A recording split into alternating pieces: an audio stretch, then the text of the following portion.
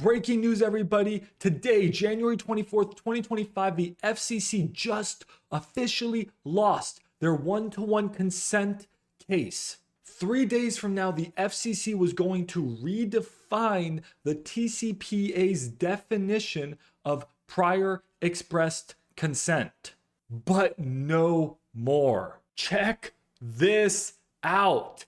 IMC has defeated the FCC in court. The U.S. Court of Appeals for the 11th Circuit, guys, check this out, has ruled that the FCC overstepped statutory boundaries. Maximilian Deer, what are you talking about? This is absolute gibberish. Don't worry, I'm going to catch you up on everything. I'm going to explain to you what prior written consent is. I'm going to explain what these new one-to-one consent rules were that were absolutely panicking every single person in the United States that does sales. And I'm going to explain what it means going forward. If you own or even work for a company that sells something direct to consumer, well, this video is for you. You have to watch this. And if you appreciate this breaking news, make sure to hit the subscribe button, guys. It helps me out so much. My goal is to get to 3,000 subs. Let me just start by giving you a high-level overview like you're literally 5 years old. Because don't worry, this stuff is super confusing. Well, there's a law called the TCPA that says that people can't send you annoying, spammy robocalls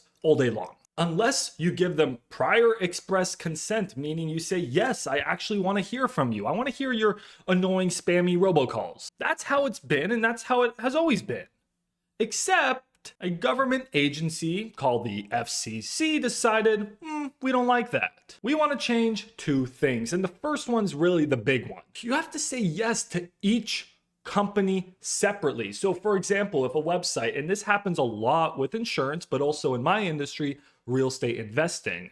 Usually you check off a box and say, yeah, I want to hear from you. And then they sell your lead to 10, 20, 100 other people who then reach out to you. But with the FCC's new rules, you would have to literally check off every single person. You have to have one-to-one consent for every single person that's ever going to reach out to you. You can't be selling leads anymore, and you can't be buying leads anymore because you, the seller or the buyer, would not have the consent of the person receiving the call. And the second reason is you can't just reach out to someone who has said yes to receiving, calls about, I don't know, insurance, and then you reach out to them about roofing. No, it has to be the exact pretty much same category of business. Well, this really pissed off a bunch of people who run their entire businesses by grabbing someone's information and then selling that lead. That's how sales works. And then the person that buys that lead, then they reach out to that original party who expressed interest in the product. Well, this pissed off the IMC, a consortium of insurance companies, and they sued the FCC and said, you guys are full of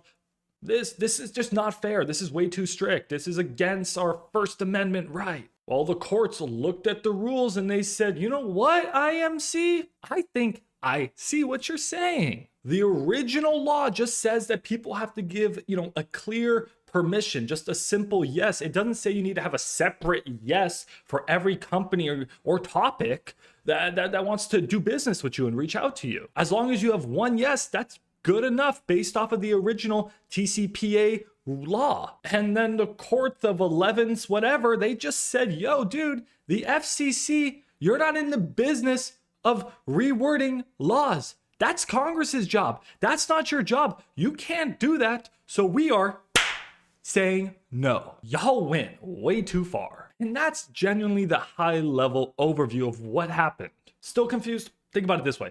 If you say you're hungry and a company reaches out to you and offers you chocolate, you're not going to say yes to, oh yeah, I only wanted milk chocolate, I only wanted dark chocolate, and I only wanted this. No, anyone can bring you any type of chocolate. And if some dude brings you fries and another dude brings you spaghetti, like you said you were hungry, we're just bringing you options. And the FCC didn't want that. The IMC was like, nah, this is how it's going to be. They fought and the FCC lost. I know this might seem technical, but guys, this has been absolutely devastating.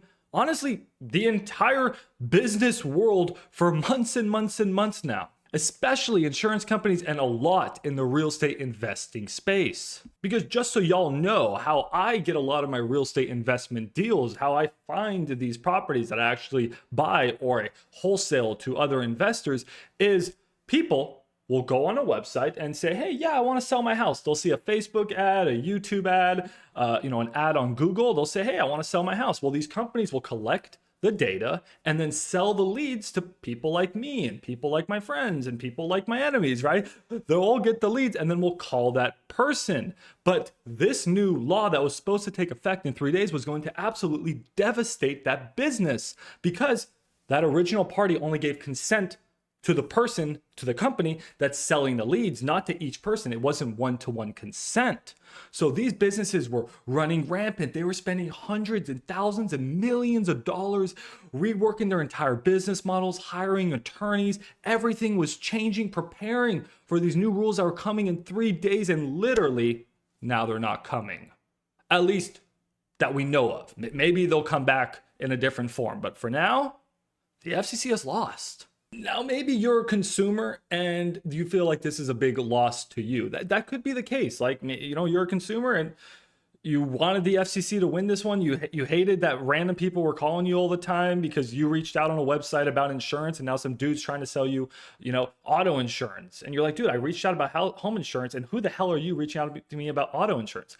Maybe you hate that. But the thing is, the courts agreed with the businesses, the entrepreneurs.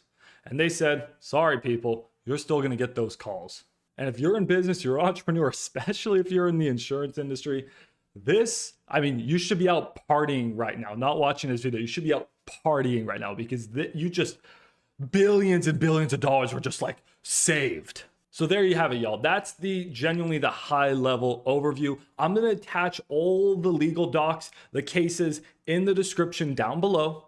I make content every single day on real estate investing and wholesaling. You may be watching this and you're like, I don't even know what that is, or that's not what I'm interested in. That's okay. Just appreciate if you hit the like button. Helps me out a lot. Leave a comment for the algorithm. But if you're interested in learning how to wholesale and invest in real estate, all my content's absolutely free. I don't sell a course. I don't sell a mentorship. None of that. I run with my amazing team, who I could not have built this myself. My amazing team. We have a 7-figure real estate investment brokerage here in Dallas, Fort Worth. I'd love for you to follow me on this journey.